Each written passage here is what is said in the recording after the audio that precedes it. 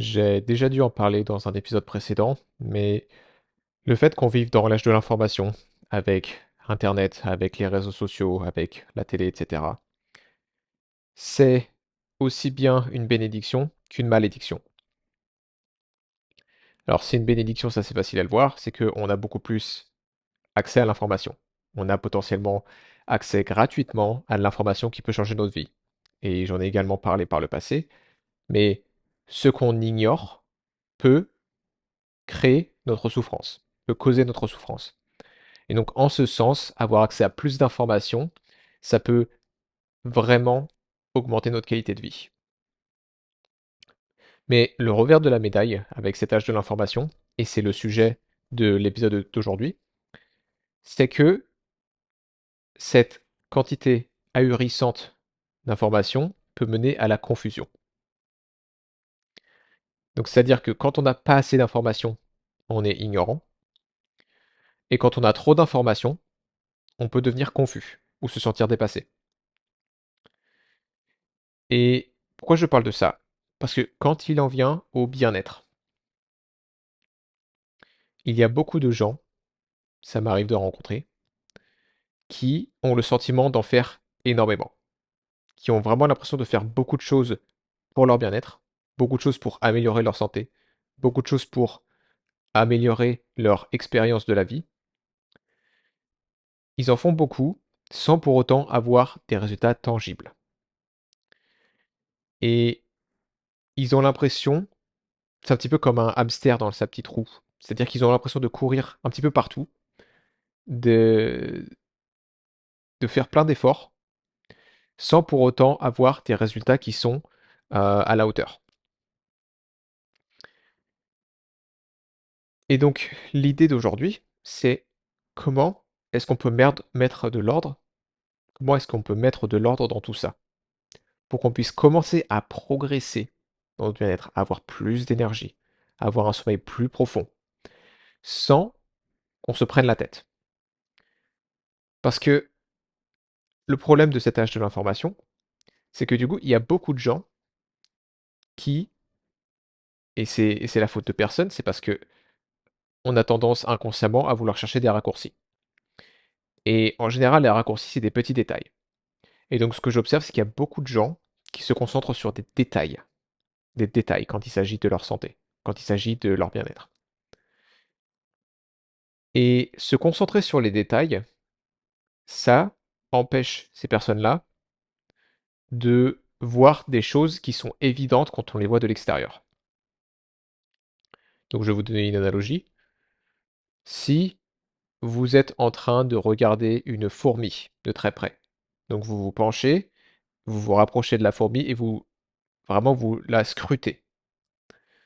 Le fait de se concentrer sur cette fourmi, sur ce détail, ça fait que vous ne voyez pas tout le reste. Vous ne voyez pas que le ciel est bleu, vous ne voyez pas que vous êtes dans un jardin, vous oubliez peut-être même qu'il y a du vent, vous oubliez peut-être quelle température il fait, etc.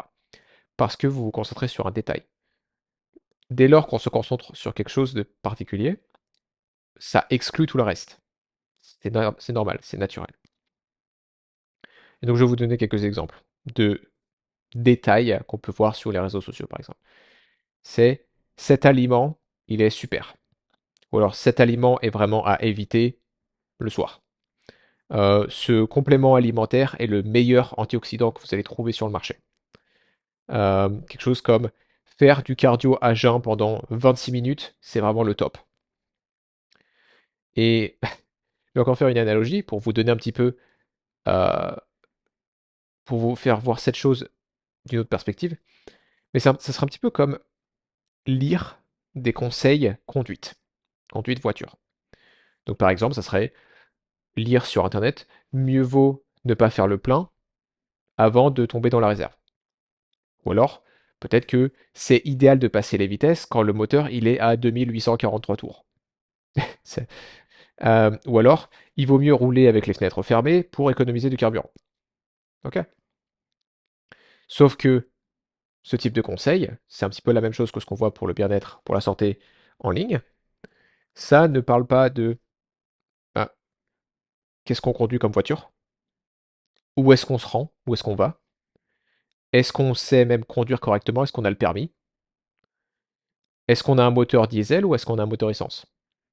Etc. Donc, on n'a pas le contexte. On n'a pas l'information d'ensemble, si vous voulez. Et donc, résultat, il y a donc un grand nombre, comme je disais, il y a un grand nombre de gens qui tentent d'appliquer tout un tas de conseils à droite à gauche et qui se sentent rapidement confus, rapidement dépassés, et des fois, il y en a qui vont jeter l'éponge. Ils vont se dire, bah, ça sert à rien, c'est trop difficile, j'arrête pas de, mettre, de faire des efforts, et ça ne me mène nulle part. Et ensuite, des fois, je récupère ces personnes-là et je les entends dire, manger sain, c'est trop dur. Ou manger sain, c'est pas bon. Ou faire du sport, c'est trop dur. Et tout ça, ça vient du fait que on a été mal guidé jusque-là, et du coup, on a une mauvaise expérience. On a eu une mauvaise expérience jusqu'à maintenant, et du coup, on se dit, bah, c'est pas fait pour moi. C'est trop dur. C'est pas possible. J'y arriverai jamais. Donc, peut-être que certains d'entre vous vont se reconnaître dans ce que je viens de décrire. Mais du coup, ma réponse à ça, c'est exactement l'intérêt, donc, de comprendre une approche méthodologique au bien-être. Méthodologique. Qu'on soit vraiment logique. Qu'on y aille étape par étape. Sans une approche méthodologique, on va continuer de courir partout sans vraiment savoir si ce qu'on fait fonctionne. Et c'est exactement le type de travail que je fais avec mes clients. Et ce que vous allez voir, donc aujourd'hui je vais parler de 3 étapes avec beaucoup, beaucoup de choses pratiques que vous pouvez mettre en place. Mais c'est exactement ce que je fais avec mes clients. Et vous allez voir que la majorité de ces choses-là sont simples. Elles sont simples. Je ne vais pas, quasiment pas vous parler de détails. Je ne vais pas vous parler de d'astuces qui peuvent vous permettre de gagner du temps.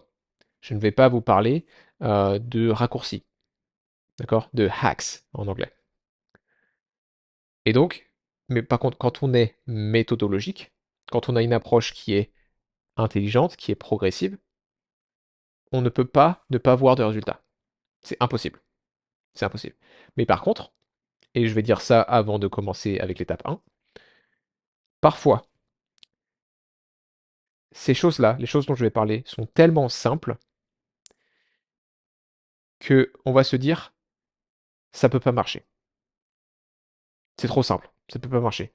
Et en fait, c'est une réponse de notre ego qui se dit que comme on a essayé, on a fait beaucoup d'efforts par le passé, et que tout avait l'air très compliqué et qu'on n'a pas réussi, si on devait reconnaître qu'une approche simple fonctionnait, c'est-à-dire qu'il faudrait qu'on reconnaisse qu'on n'a pas réussi à faire quelque chose de simple. Et c'est difficile à admettre pour l'ego. Mais donc, si vous remarquez ce petit dialogue interne, cette pensée de dire c'est trop simple, ça va pas marcher, c'est pour ça. C'est probablement parce que vous avez fait des choses qui étaient trop compliquées par le passé, ou alors qu'on vous a fait comprendre, qu'on vous a fait croire que le bien-être, c'est compliqué, la santé, c'est difficile à atteindre. Est-ce que je suis là? Je suis là pour vous dire que non.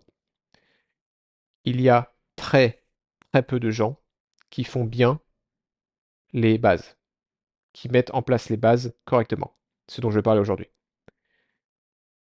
Et pour moi, si on commence pas avec les bases, c'est comme essayer de bâtir une maison, d'essayer de mettre un Velux sans avoir les fondations. Ça ne va pas tenir. Donc, une approche méthodologique au bien-être, c'est le sujet d'aujourd'hui. Étape 1, fondamentale.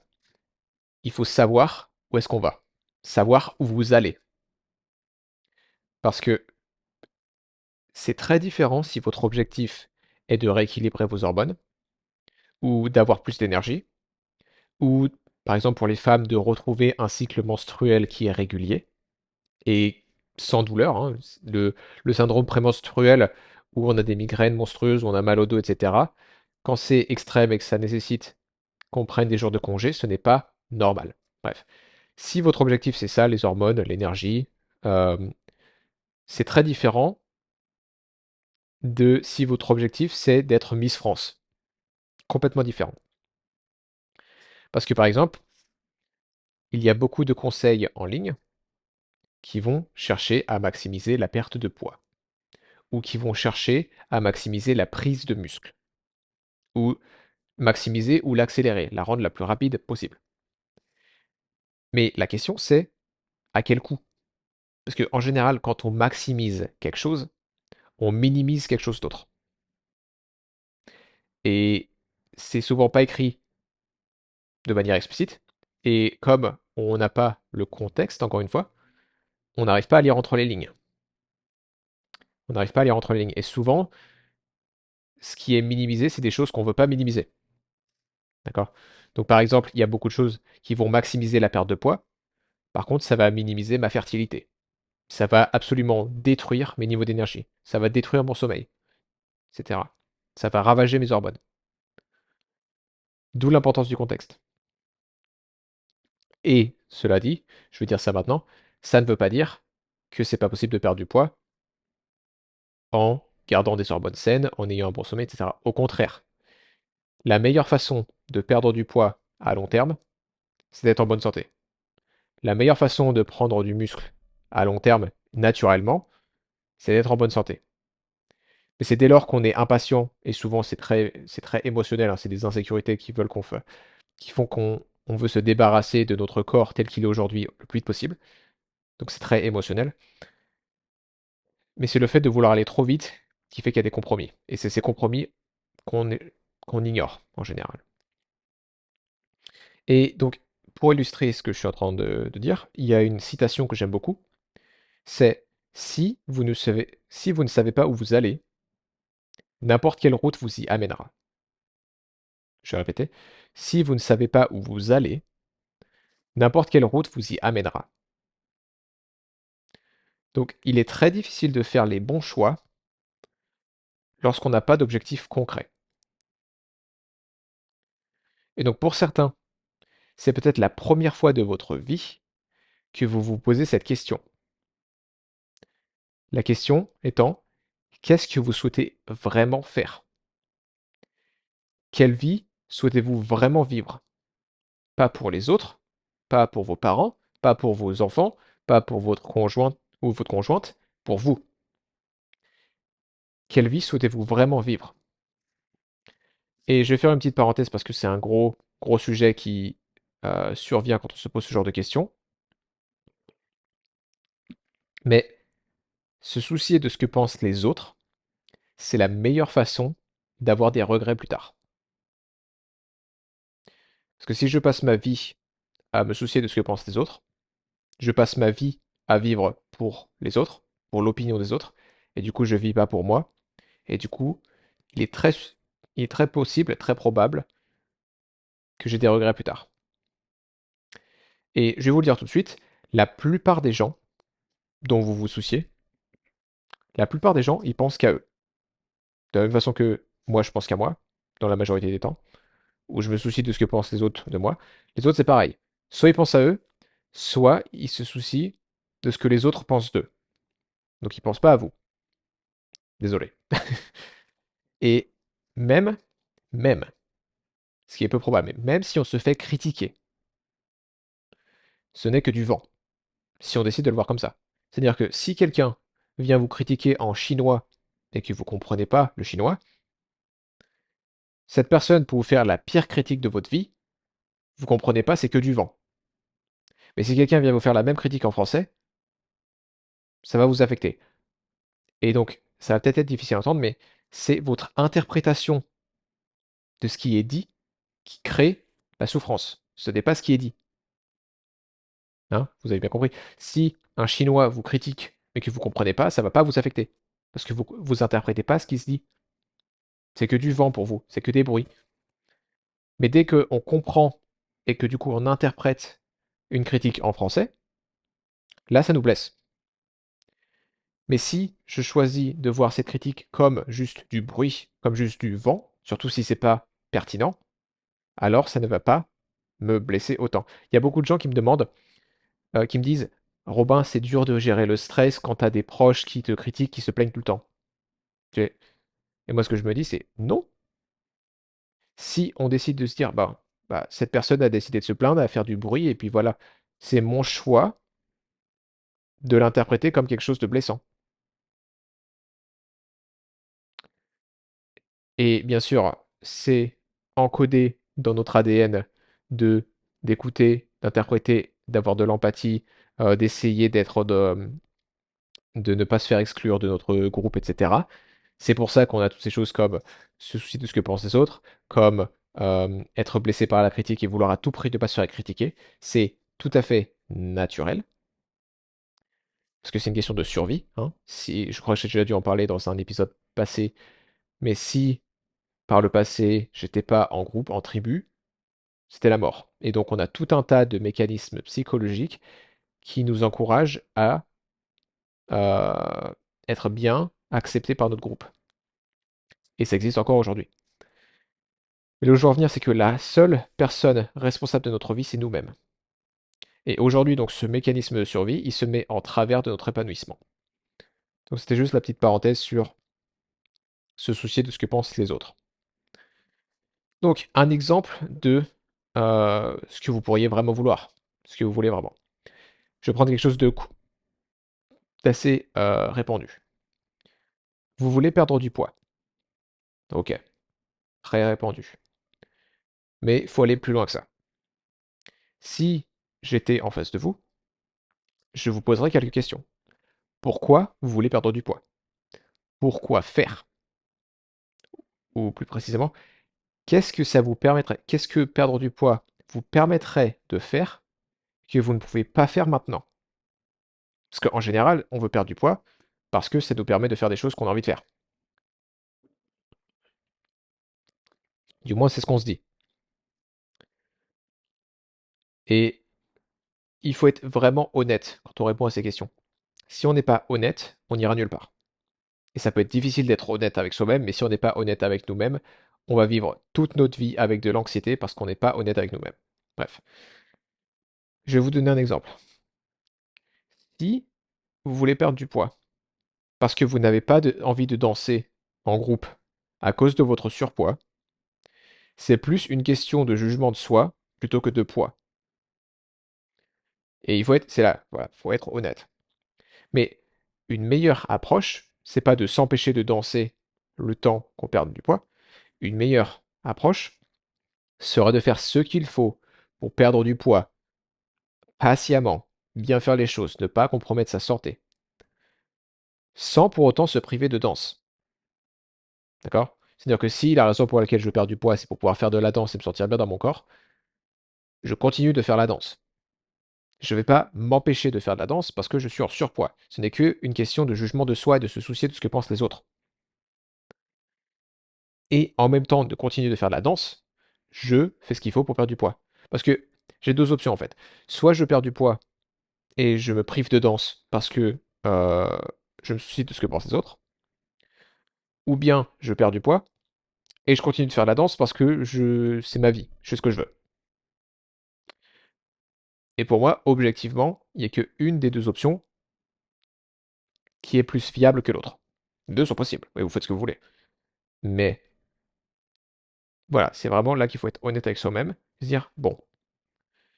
Et donc là où je veux en venir, c'est que s'accepter tel qu'on est aujourd'hui, que ce soit une question de poids, que ce soit une question de muscle, que ce soit une question de j'ai pas d'énergie, je suis extrêmement fatigué, j'ai des problèmes de digestion.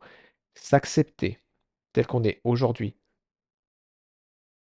tout en avançant vers un futur différent, c'est la recette idéale. D'accord? Plutôt que de me battre contre le présent. C'est-à-dire que beaucoup de gens, ils n'acceptent pas le présent. Ils n'acceptent pas les kilos en trop. Ils n'acceptent pas le fait qu'ils ont pas suffisamment de muscles. Ou ils n'acceptent pas le fait qu'ils soient fatigués. Et j'ai été là, croyez-moi. Je suis passé par là. Mais se battre contre le présent est futile. Ça ne sert à rien, puisque le présent est tel qu'il est, qu'on le veuille ou non. Une bien meilleure approche, c'est d'accepter le présent. Comme ça, on économise l'énergie, parce qu'on n'est pas en train de combattre le présent. Donc on économise de l'énergie, et cette énergie, on peut l'investir pour changer le futur. Parce que le futur reste à écrire. Le présent est déjà acquis. Et le passé encore plus. D'accord? Donc si j'accepte le présent tel qu'il est, j'ai beaucoup plus d'énergie pour influencer le futur. Et c'est ce qu'on veut. C'est ce qu'on veut. Et en parlant de futur, c'est où est-ce que vous vous voyez dans 5 ans? La plupart des gens, ils ont une vision à court terme uniquement. Mais si vous voyez à long terme, vous êtes moins susceptible de faire des choix qui sont sous-optimaux, de faire des mauvais choix. Donc si par exemple, je commence à chercher des astuces pour perdre du poids plus vite, et que je vois que je commence à perdre mes cheveux, que je vois que je commence à avoir pas d'énergie, que je vois que je commence à peut-être, si je suis une femme, à avoir mon syndrome prémenstruel qui s'aggrave. Bon, si ma vision à 5 ans, c'est de pas perdre mes cheveux, c'est d'avoir des règles qui sont régulières et non douloureuses, etc. Bon, je vais peut-être revisiter ces choix. Donc, où est-ce que vous voyez dans 5 ans? Et enfin, je vais conclure l'étape 1 comme ça. Mais une perspective que j'aime beaucoup utiliser quand je fais des choix, c'est qu'est-ce que Papy Robin, donc moi à 85 ans, qu'est-ce que Papy Robin regretterait ne pas avoir fait? Et qu'est-ce qu'il regretterait avoir fait? Et ça me permet vraiment de mieux prendre des décisions. Et ça ne veut pas dire que je pense que pour le futur et que je profite pas du présent. C'est un juste milieu à trouver. C'est un juste milieu à trouver. Mais c'est utile d'avoir ces différentes perspectives pour prendre des décisions.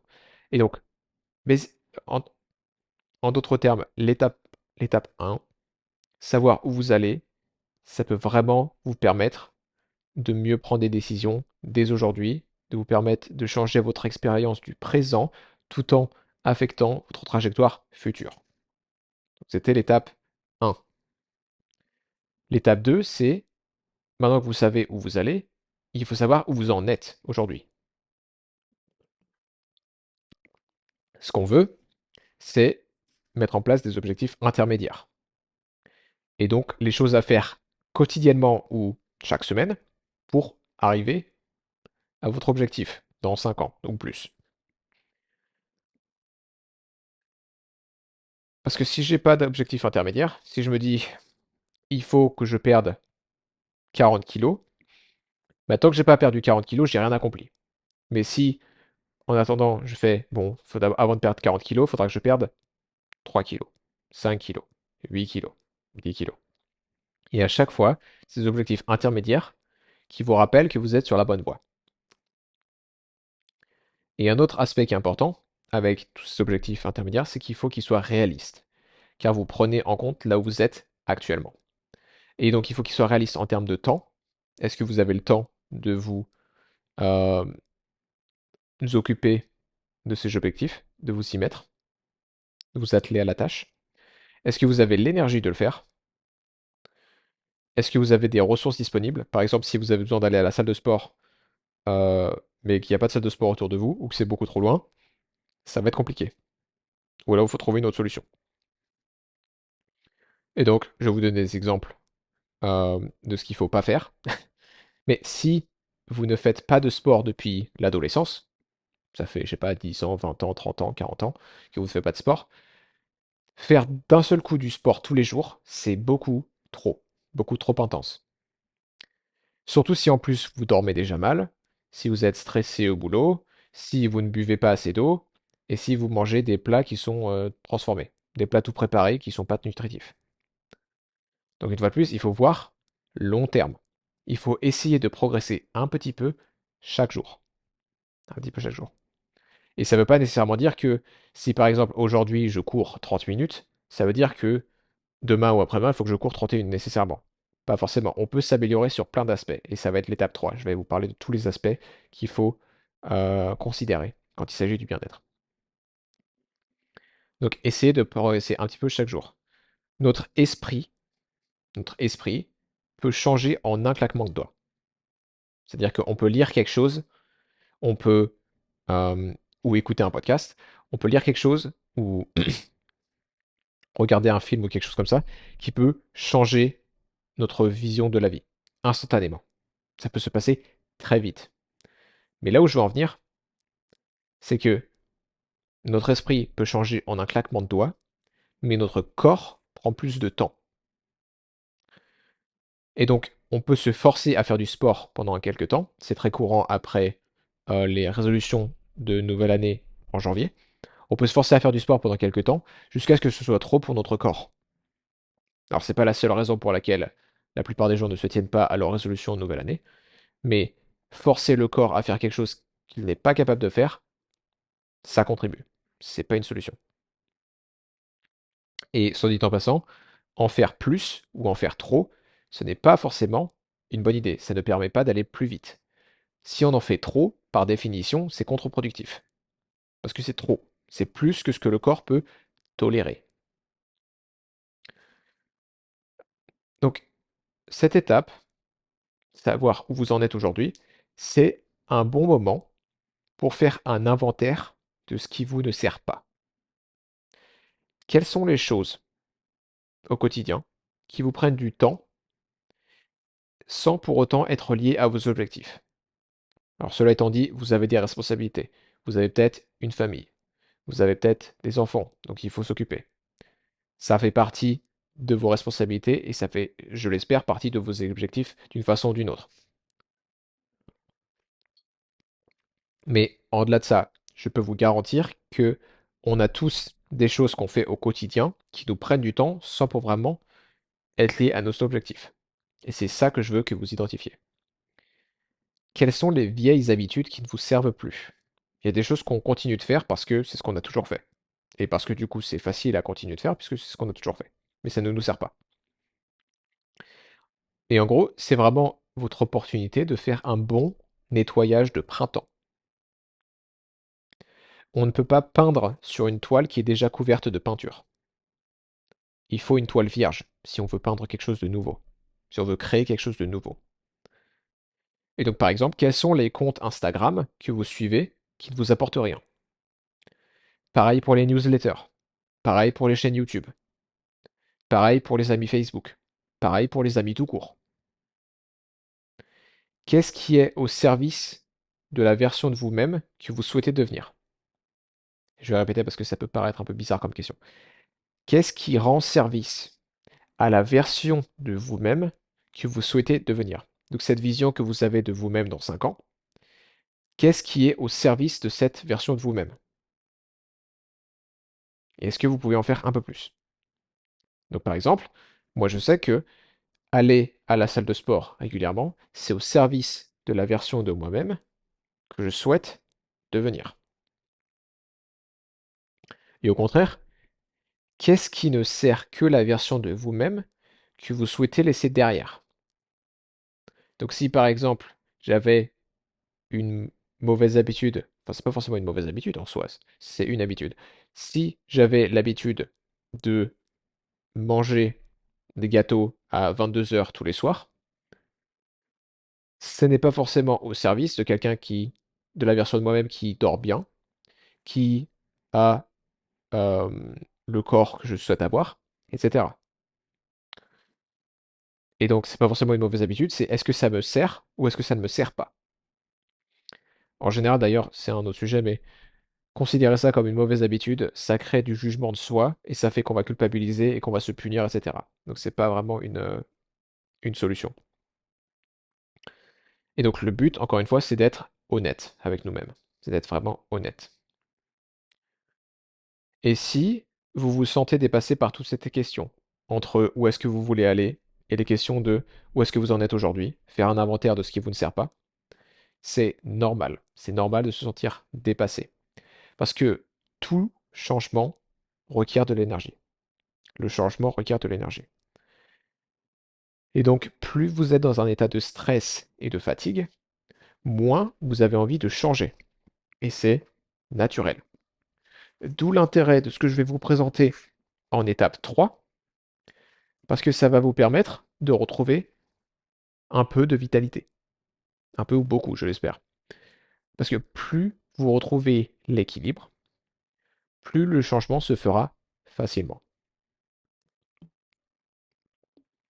Et donc, ça me mène à l'étape 3, savoir où est-ce que vous n'êtes pas en équilibre.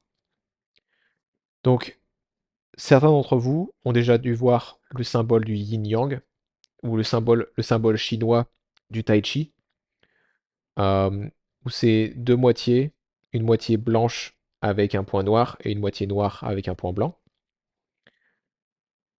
Et ce symbole, il peut être un peu cliché, il peut être un peu incompris, très incompris d'ailleurs, mais c'est un symbole qui a énormément de sagesse à l'intérieur. Mais une des choses que ce symbole nous dit, c'est que l'équilibre, la santé, c'est une oscillation entre l'activité et le repos, entre le jour et la nuit, entre la parole et le silence. D'accord, il y a cette dualité. Il y a un petit peu ce mouvement de pendule, si vous voulez. C'est jour, nuit, jour, nuit. Et sans cette dualité, entre le noir et le blanc, etc., le chaud, le froid, la vie sur Terre n'est pas possible. Et la santé n'est pas possible non plus. Et donc, notre corps cherche en permanence le juste milieu. Le juste milieu, ça ne veut pas nécessairement dire 50-50, parce que ça peut varier. L'équilibre, ça varie au fil du temps. Par exemple, je dors plus en hiver que je ne dors en été. Et c'est tout à fait équilibré pour la saison. Mais au fil des saisons, ça change. Et donc, ce que le corps cherche, c'est le ni trop, ni trop peu. Et donc, pourquoi je dis ça pour cette étape 3, dans laquelle il faut savoir où est-ce que vous n'êtes pas en équilibre? Parce que je vais vous parler des 5 piliers. Les 5 piliers qui vous permettent de savoir où vous en êtes au quotidien. Et tant que ces piliers ne sont pas gérés à peu près correctement sur la semaine, c'est selon moi du gaspillage d'énergie, de se concentrer sur les conseils ultra détaillés qu'on peut trouver en ligne. Hein, c'est un petit peu l'analogie que j'utilisais avant. C'est si je n'ai pas les fondations de ma maison, ça ne sert à rien de déterminer quel est le meilleur Velux ou quelle sera la plus belle cheminée, si j'ai même pas les fondations. Et j'irais même jusqu'à dire que c'est pareil, selon moi, pour les médicaments. Chacun est libre de prendre des médicaments et parfois c'est absolument nécessaire. Je ne dis pas le contraire. Mais il ne faut pas se faire d'illusions et penser qu'un comprimé ou une gélule, ça va résoudre un problème à sa cause, quand la cause, c'est des choses basiques comme l'alimentation, le sport, le sommeil. Il n'y a aucun comprimé qui va résoudre le problème causé par un manque de sommeil. Aucun. Il ne faut pas se faire d'illusions. Vous pouvez le prendre si vous voulez. Si vous en avez vraiment besoin, absolument prenez-le. Mais il ne faut pas se faire d'illusions. Et c'est pour ça que je suis vraiment passionné parce que je dis, ça peut paraître bête, mais les fondations, c'est basique, mais c'est néanmoins nécessaire. C'est pas ce qu'on voit nécessairement quand on voit le produit fini, la maison, mais sans les fondations, il n'y a pas de maison. Donc, 5 piliers. Le premier pilier est le pilier de la joie. Le pilier de la joie ou du bonheur. Est-ce que ça vous arrive de faire des choses juste pour vous? C'est beaucoup. Et je peux imaginer s'il y a des mamans qui m'écoutent et font des choses pour moi. J'ai arrêté depuis que j'ai eu mon premier enfant. Ouais, c'est très courant pour les mamans parce qu'il y a vraiment l'esprit de sacrifice, ce qui est nécessaire, mais très souvent, ça va trop loin. Mais donc, est-ce que ça vous arrive de faire des choses juste pour vous? Est-ce que vous avez le sentiment d'être aux commandes de votre vie? Est-ce que vous avez le sentiment d'être épanoui? Alors, ça ne veut pas dire que vous faites toujours ce que vous voulez faire, parce que c'est pas réaliste. Et faire uniquement ce que vous voulez faire, c'est ce à quoi s'entend un enfant, psychologiquement parlant. Donc les enfants, ils s'attendent à faire que ce qu'ils ont envie de faire. Donc ça ne veut pas dire que vous faites uniquement ce que vous voulez faire, mais ça signifie que vous avancez intentionnellement vers vos objectifs. Et ça nécessite souvent de faire des choix. C'est normal. Mais le fait de vous être posé la question dans la première étape, qu'est-ce que je veux vraiment, c'est un pas dans la bonne direction. Si vous avez perdu votre enthousiasme pour la vie, c'est probablement parce que vous ne prenez plus le temps pour votre bonheur. Et je peux pas vous dire la quantité de personnes qui tirent la tête autour de moi, qui n'ont pas l'air heureuses, épanouies, qui vont peut-être vous sourire, mais c'est un faux sourire, c'est un sourire forcé. C'est beaucoup, beaucoup plus courant que ce que je souhaiterais. Mais bon, c'est comme ça. Alors, une fois de plus, oui, on a des responsabilités, oui, il faut faire des sacrifices, mais si on fait des sacrifices sans avoir d'objectif à long terme, c'est juste des sacrifices, c'est juste douloureux. Si je fais des sacrifices dans le but de me rapprocher d'un objectif long terme, complètement différent. Complètement différent. Mais donc, qu'est-ce qui vous donne de la joie? Qu'est-ce qui vous donne de la joie? Est-ce que c'est danser sans raison? Est-ce que c'est chanter sous la douche? Est-ce que c'est écouter un comédien? Est-ce que c'est de peindre? Est-ce que c'est regarder les oiseaux? Et c'est vraiment un point important. Personne, personne ne peut s'occuper de votre bonheur. Et c'est quelque chose que beaucoup de gens oublient. Parce qu'ensuite, on va reprocher aux autres, t'as pas fait ci pour moi, t'as pas fait ça pour moi, ta ta ta ta ta. Personne ne peut s'occuper de notre bonheur. Et c'est à nous de nous en occuper et ensuite de communiquer à nos proches nos besoins. Et être clair, et je vais juste finir avec ça sur ce premier pilier, mais être clair sur ce qui nous rend heureux, c'est ce qui met du vent dans nos voiles. Si vous avez déjà rencontré quelqu'un de passionné, ce que je vous souhaite, vous savez ce que c'est. Les gens qui sont passionnés, qui vivent de leur passion, ils sont, c'est ça, ils sont pleins de vie. Ils sont pleins de vie. Ils ont une pêche énorme. Deuxième pilier. Le deuxième pilier, c'est celui de l'alimentation. Et dans l'alimentation, j'inclus l'hydratation, l'eau.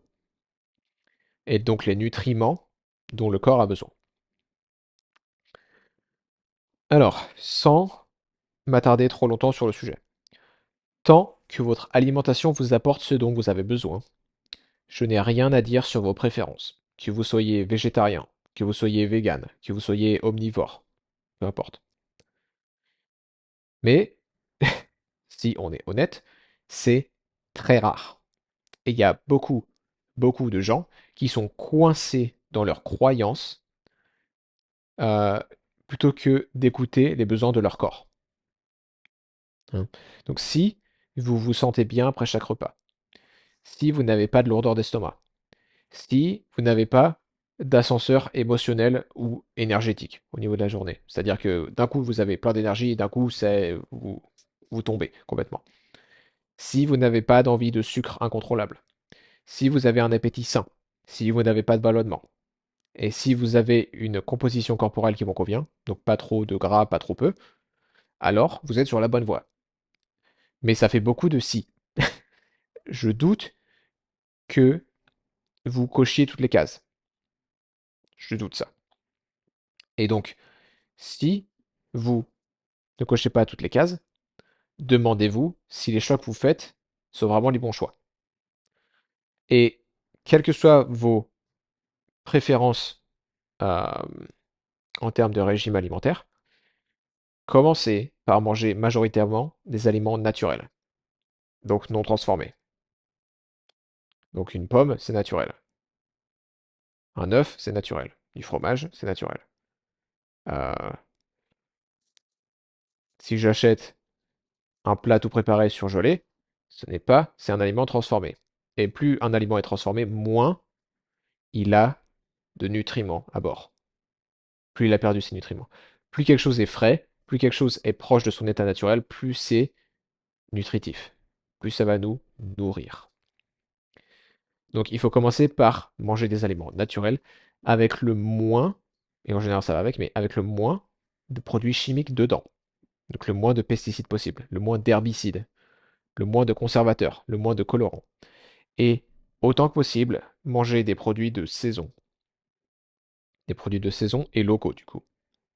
Si on mange ce qu'il y a de saison et si on mange ce qui est local, c'est la meilleure nutrition, c'est la meilleure alimentation dont on a besoin pour répondre aux exigences de notre environnement actuel. Et ensuite, est-ce que vous vous hydratez suffisamment?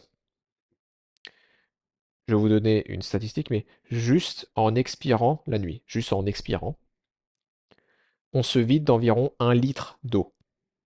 1 litre. Et il y a des gens qui boivent même pas ça dans la journée. Ça veut dire que chaque nuit, juste avec ce qu'ils expirent la nuit, ils se déshydratent. Bref, c'est pas bon.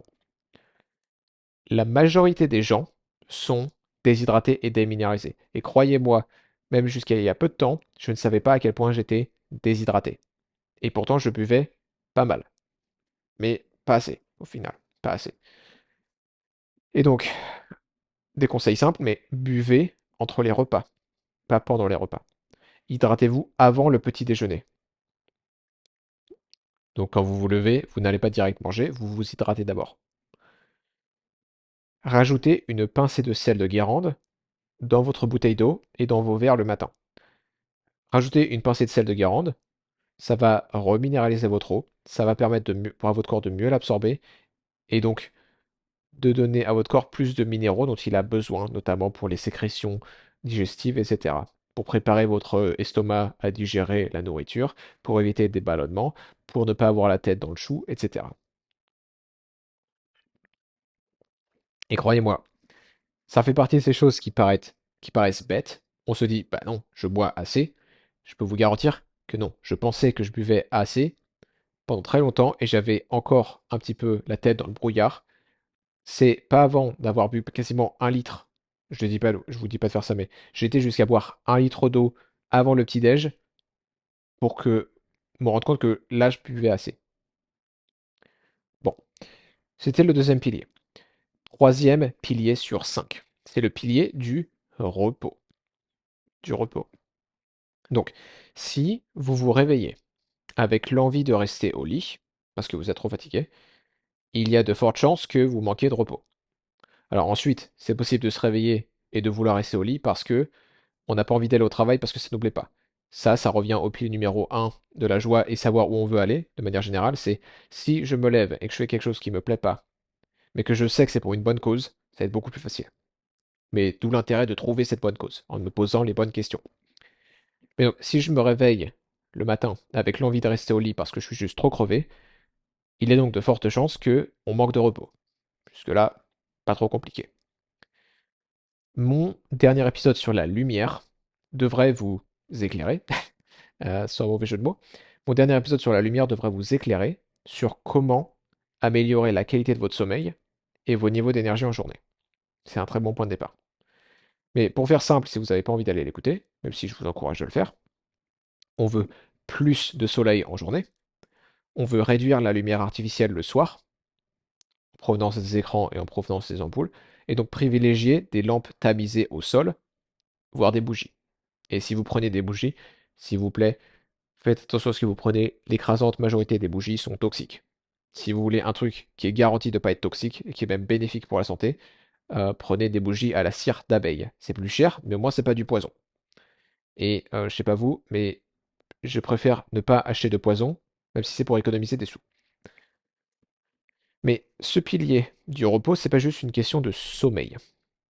C'est pas qu'une question de sommeil. Il y a aussi le temps qui est consacré au calme.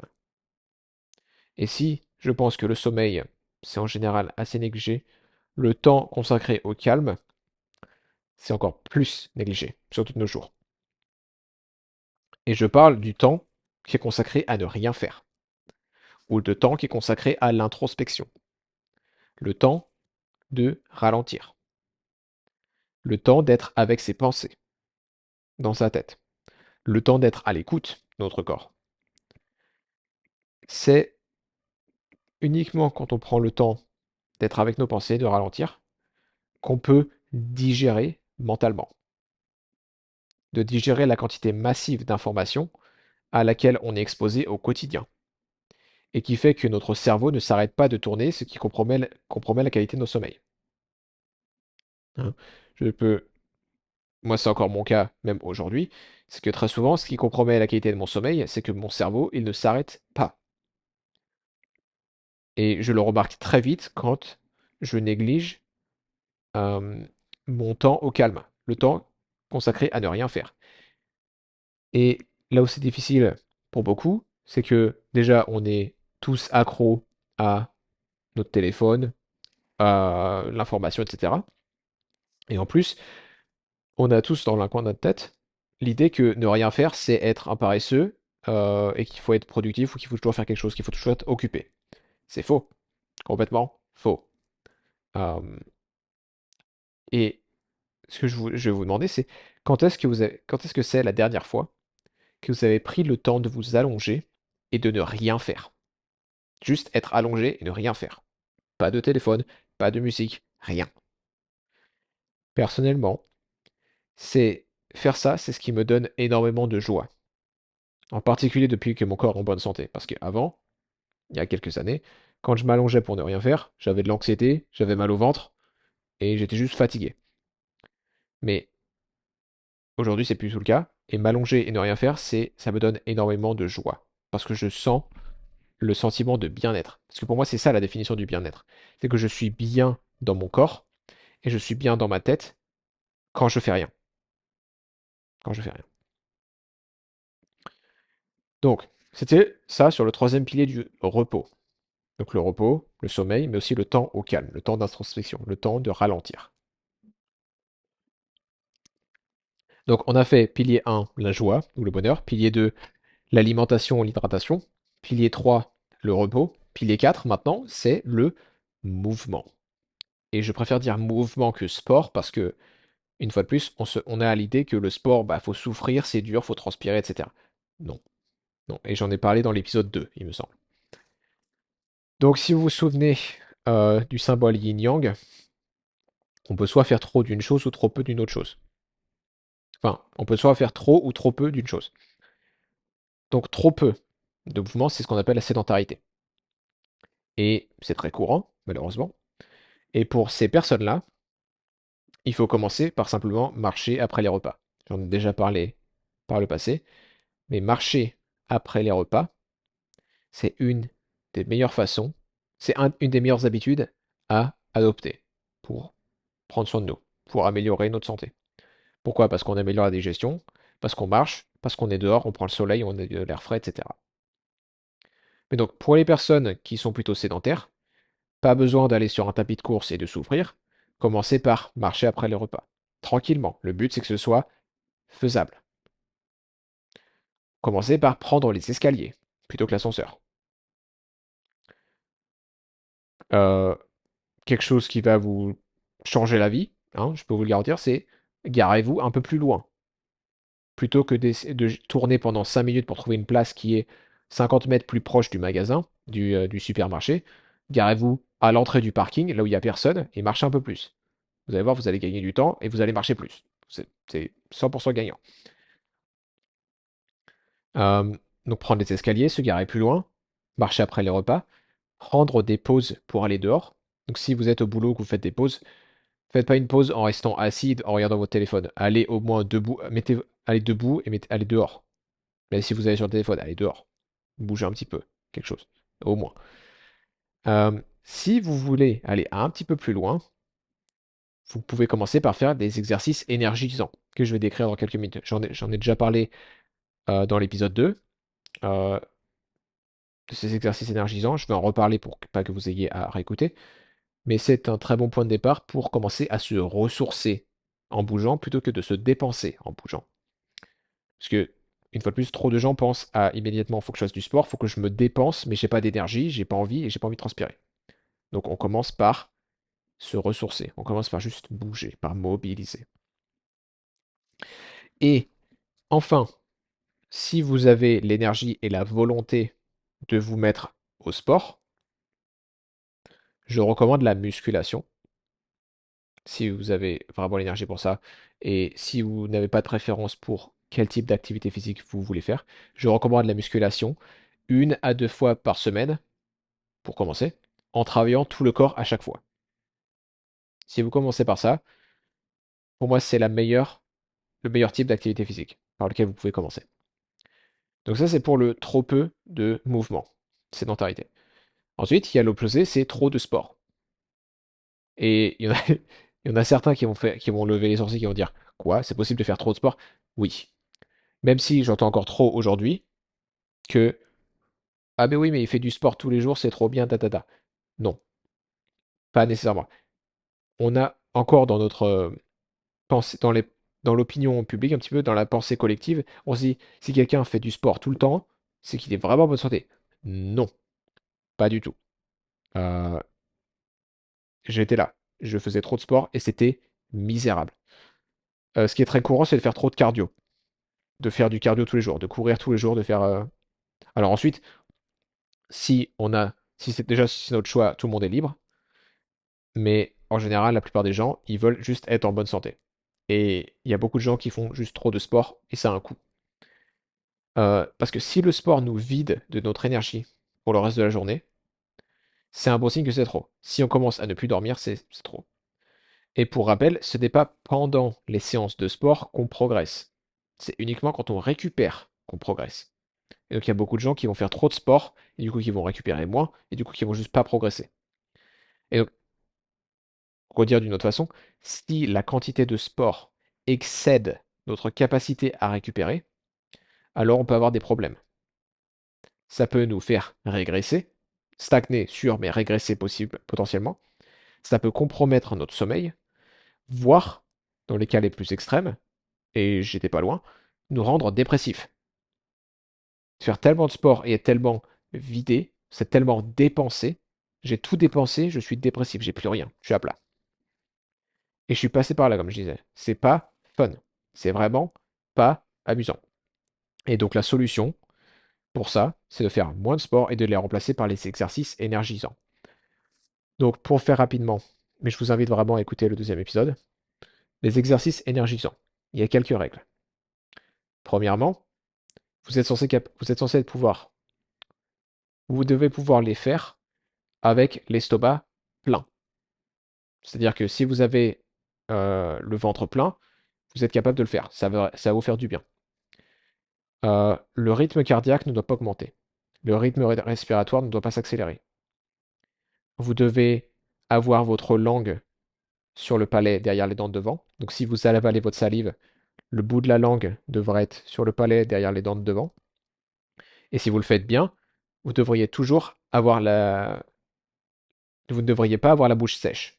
Si votre bouche s'assèche, ce qui est dur à prononcer, si votre bouche s'assèche, euh, c'est que vous en faites trop.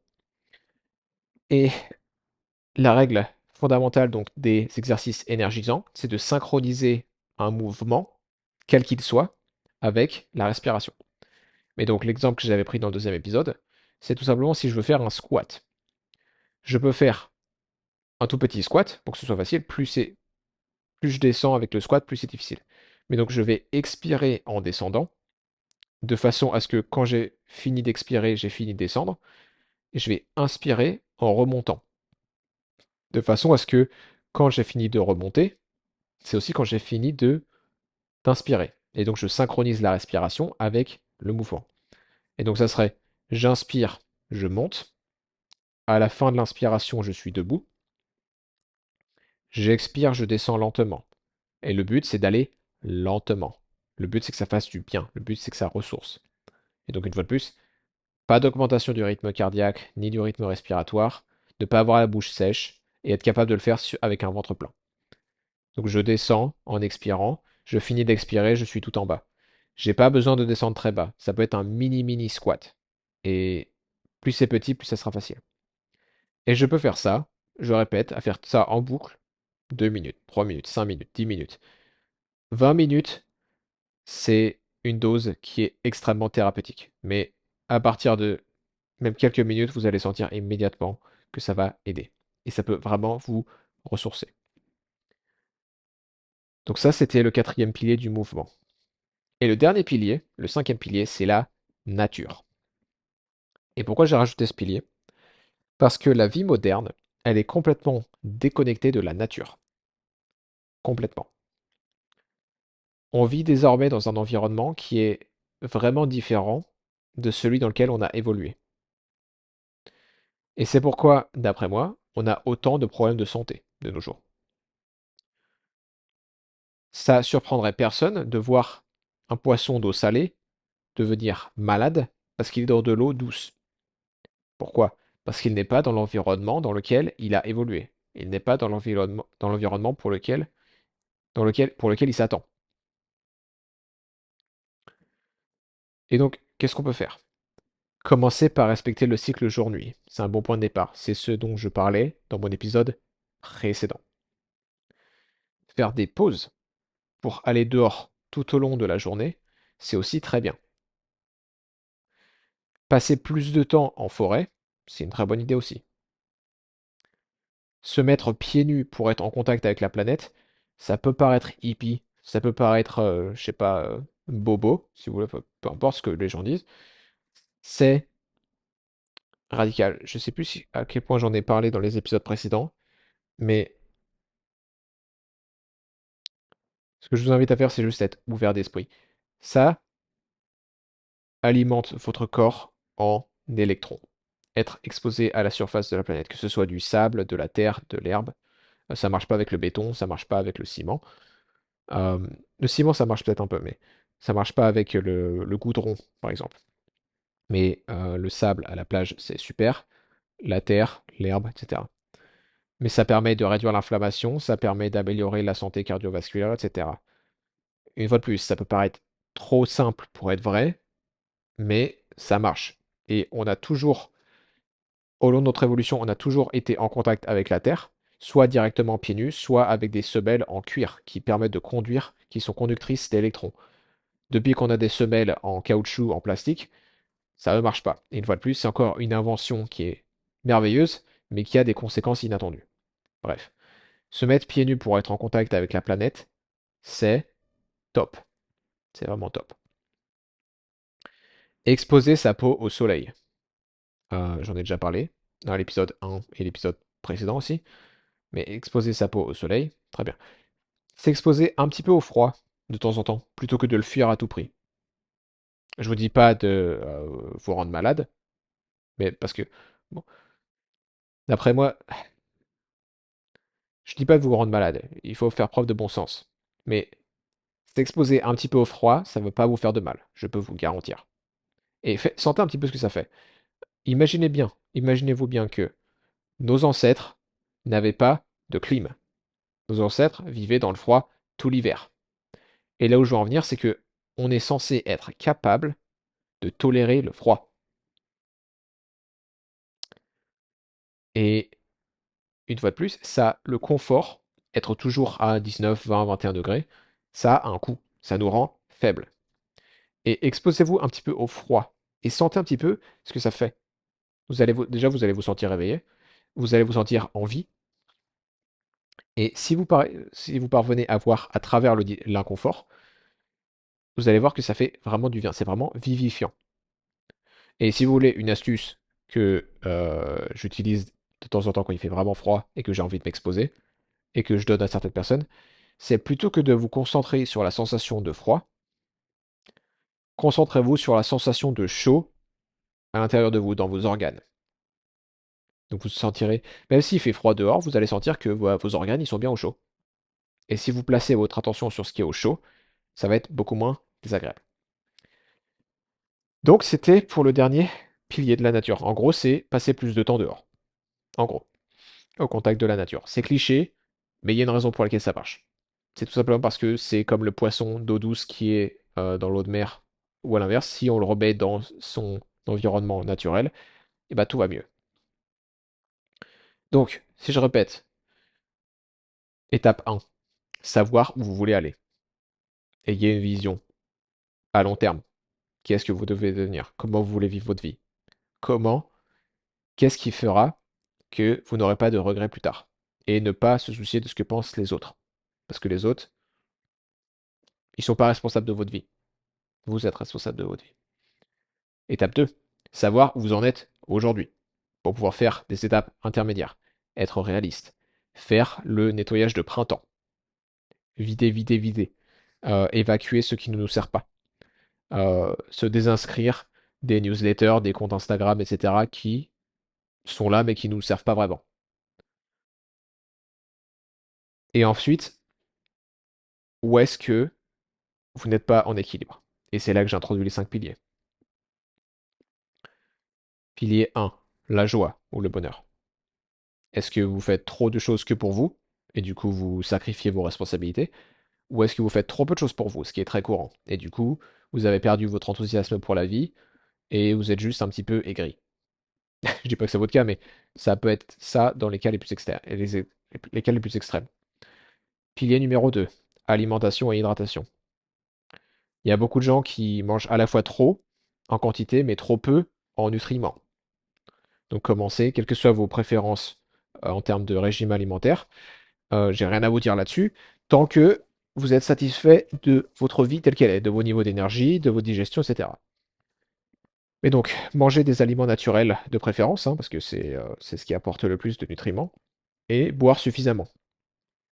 Euh, et ne pas hésiter à rajouter une pincée de sel de Guérande dans notre eau, parce que ça va la reminéraliser, ça fait qu'on l'absorbe plus.